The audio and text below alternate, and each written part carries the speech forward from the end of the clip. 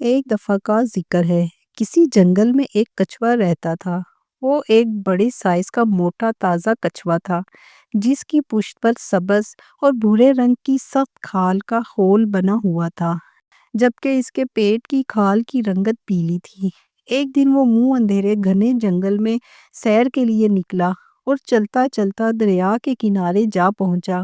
دریا کے کنارے پر ریت میں دبے ہوئے اسے کچھ انڈے ملے۔ وہ انہیں بخوبی پہچانتا تھا۔ یہ دریا میں رہنے والے مگر مچھ کے انڈے تھے۔ یہ کچھوا بہت خوش خوراک اور پیٹو تھا اور وہ جانتا تھا کہ مگر مچھ کے انڈے کو پکا کر کھایا جائے تو وہ کتنا لذیذ ہوتا ہے۔ اس نے جلدی سے انڈوں کو خورد برد کیا اور انہیں لے کر کچھووں کے ایک خاندان کے گھر چھپنے کے لیے بھاگ گیا جو دریا کے قریب ہی رہائش پذیر تھا۔ کچھووں کے گھر پہنچ کر اس نے بڑی لجاجت سے انہیں سلام کیا۔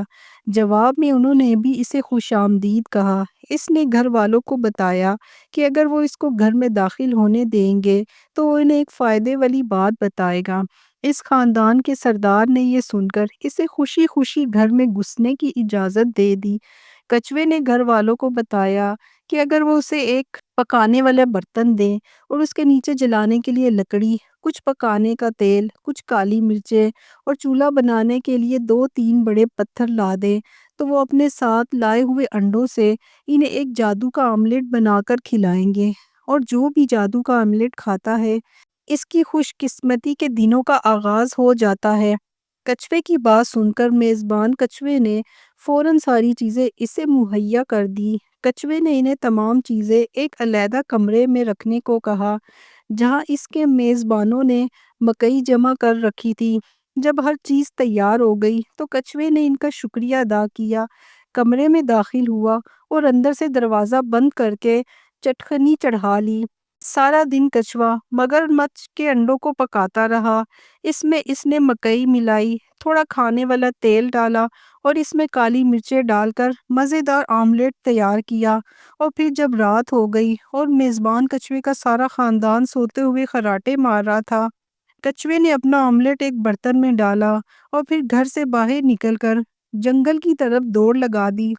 اگلے دن جب وہ سویا ہوا خاندان نیند سے جاگا تو انہیں اپنا مہمان کچھوا کہیں دکھائی نہ دیا۔ انہیں سمجھ آ گئی کہ وہ ان سے ہاتھ کر گیا ہے۔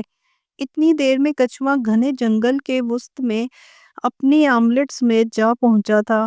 کچھ ہی دیر میں آسمان گھنے سیاہ بادلوں سے اٹھ گیا اور ہر طرف اندھیرا چھا گیا۔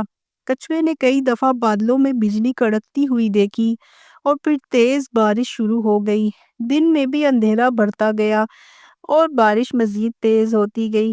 کچھوا بارش کے پانی سے شرابور ہوتا رہا، لیکن ظاہر ہے کہ وہ واپس مڑ کر ان میزبان کچھووں کا سامنا نہیں کر سکتا تھا جنہیں اس نے بڑا دھوکہ دیا تھا، لہٰذا اب اسے پناہ کے لیے مزید آگے بڑھتے رہنا تھا۔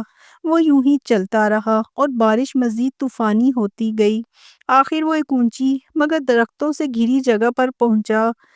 2 درختوں کے درمیان سے اس نے دھواں اٹھتے ہوئے دیکھا۔ کچھوے کو بخوبی معلوم تھا کہ دھوئیں کا مطلب ہے کہ وہاں کوئی گھر ہے، اور گھر ہونے کا مطلب ہے کہ وہاں پناہ لی جا سکتی ہے۔ چلتے چلتے آخر وہ اس دھوئیں والے گھر کے قریب پہنچ گیا، اور دروازے کے اندر داخل ہوتے ہی اس نے گھر والوں کو درخواست کی کہ اسے اندر آنے دے کیونکہ وہ بھیگا ہوا بھی ہے اور تھکا ہوا بھی۔ یہ ایک چیتے کا گھر تھا۔ وہ کچھوے کی آواز سن کر دروازے تک آیا اور پھر کچھوے کو اندر آنے کی اجازت دے دی۔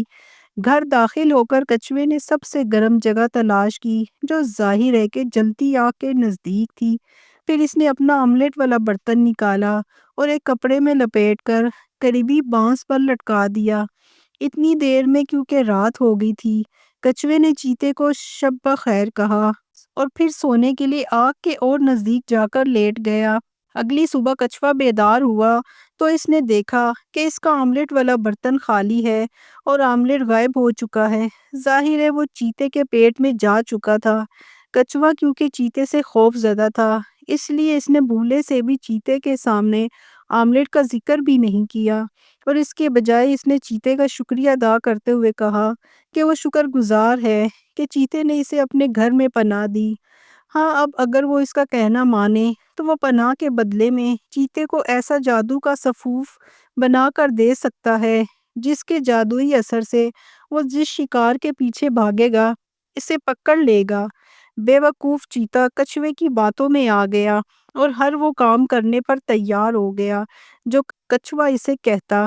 پھر کچھوے نے چیتے کو کہا کہ وہ جنگل میں جائے اور 4 ایسی لکڑیاں لے کر آئے جو ایک طرف سے انتہائی نوکدار ہوں اور ہر لکڑی تقریباً 6 فٹ لمبی ہو۔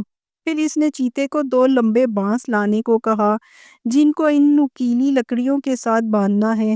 چیتا جنگل میں گیا اور 4 نوکیلی لکڑیاں اور 2 بانس لے کر آیا اور کچھوے کے کہنے کے مطابق اس نے بانسوں کو لکڑیوں سے باندھ دیا اور پھر لکڑیوں کی نوکیلی طرفیں مضبوطی سے زمین میں گاڑ دیں۔ پھر اس نے کچھوے کے پھسلانے پر خود کو باندھنے کی بھی کچھوے کو اجازت دے دی۔ جب کچھوے نے چیتے کو مضبوطی سے باندھ لیا تو چیتے نے کچھوے سے کہا کہ وہ اسے کب کھولے گا، تو کچھوے نے ہنس کر چیتے کو کہا کہ کبھی نہیں، تم نے میرا آملیٹ مجھ سے پوچھے بغیر ہڑپ کر لیا تھا، اس لیے میں تمہیں نہیں کھولوں گا اور تمہیں یہاں اپنی قسمت سے لڑنے کے لیے بندھا ہوا چھوڑ جاؤں گا۔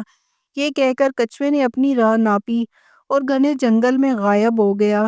کئی گھنٹوں کے بعد کچھ بندر چیتے کے پاس سے گزرے۔ چیتے نے انہیں اسے کھولنے کی التجا کی مگر ڈرے ہوئے بندروں کو اسے کھولنے کی جرت نہیں ہوئی اور اسے بندھا چھوڑ کر چل دیے۔ بندر تو چلے گئے مگر اب چیتے کو بندھے کئی گھنٹے ہو گئے تھے، اسے سخت بھوک لگ رہی تھی۔ آخر کئی مزید گھنٹوں کے بعد ایک بوڑھی بندریا کا وہاں سے گزر ہوا تو چیتے نے دوبارہ بندریا کی منت کی کہ وہ اسے کھول دے کیونکہ اسے یہاں بندھے ہوئے کئی گھنٹے گزر گئے ہیں۔ بندریا کو اس پر ترس آ گیا اور وہ جاتے ہوئے رک گئی۔ اس نے چیتے سے کہا کہ وہ اس کی ظالمانہ خصلت جانتی ہے پھر بھی اسے کھول دیتی ہے، اور پھر بندریا نے چیتے کو آزاد کر دیا مگر چیتے نے بندریا کو آزاد نہ رہنے دیا۔ اس نے اپنی خصلت کے مطابق چھلانگ لگا کر بندریا کو دبوچ لیا اور اسے کھا کر اپنی بھوک مٹائی۔ پھر وہ دھاڑا اور غصے سے بھرا جنگل کی طرف کچھوے کو تلاش کرنے نکل پڑا۔ اس نے سارے گھنے جنگل میں کچھوے کو تلاش کیا مگر وہ اسے نہ ڈھونڈ سکا۔ وہ دریا کے کنارے بھی گیا مگر کچھوا وہاں بھی نہیں تھا۔ اس دن سے آج تک چیتا جنگل میں کچھوے کو ڈھونڈتا ہوا مارا مارا پھرتا رہتا ہے۔ اب بھی کسی کی نظر اس پر پڑے تو وہ فوراً سمجھ جاتا ہے کہ وہ کچھوے کی تلاش میں ہے